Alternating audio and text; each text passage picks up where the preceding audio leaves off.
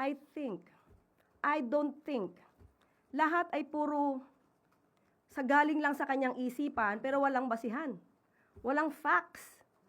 Puro theory. Alam niyo po, sa gobyerno, hindi tayo dapat nabubuhay lagi sa theory. Hindi tayo dapat lagi nabubuhay sa paninira.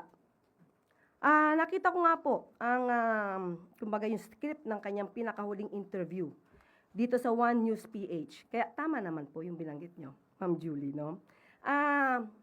Bago dyan, meron siyang binanggit patungkol dito na hindi lang flood control projects ang problema, kundi pati yung pagkolekta ng basura.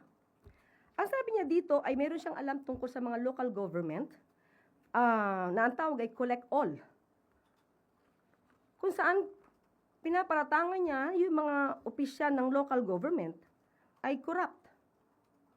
So kung siya may alam naman dito, at isa siya sa public servant, at siya ay isa sa maingay na nagtutuligsa, gumawa na ba siya ng aksyon patungkol dito sa mga di umano mga local government units na nagkakaroon ng korupsyon patungkol sa pangongolekta ng basura?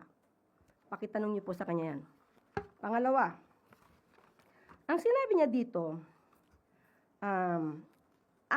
again, sabi niya, kasi I don't think that the President can afford to jail former Speaker Martin Romualdez. So ito ay iniisip niya lang. Nakausap niya ba yung Pangulo ng diretso para malaman niya kung anong damdamin ng Pangulo patungkol dito sa mga tao na nasasangkot sa flood control mess? Kasi kung hindi niya nakausap ang Pangulo at hindi niya alam ang damdamin ng Pangulo, huwag siyang magsalita. Huwag siyang magsalita na parang may alam siya sa sinasabi ng Pangulo. Wala siyang karapatang maging spokesperson ng Pangulo. Unless papalitan niya ako dito. Diba? So kung ang binibigay niya lang ay yung nasa isip niya, patain niya na yung nasa isip niya. Patayin niya na yung kanya nasa isip. Dahil wala po yung katotohanan. Sinabi pa niya, at sinunggandahan, nitong si Lord,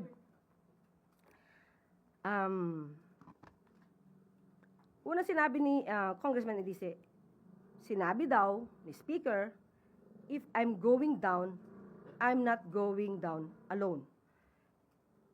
Tapos, sinunggandahan nga ni host, I don't think that the President can afford to jail former Speaker Romualdez.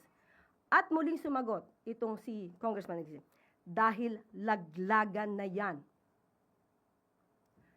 Si Congressman Edice ang isa sa pinakagusto kong makausap, kaharap kayo. At tatanungin ko siya ng diretsyo, saan nang gagaling ang lahat ng sinasabi mo?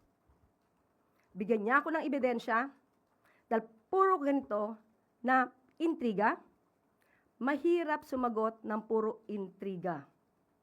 Hindi tayo dapat, tayo mga taga-media, hindi tayo dapat nabubuhay sa intriga lang.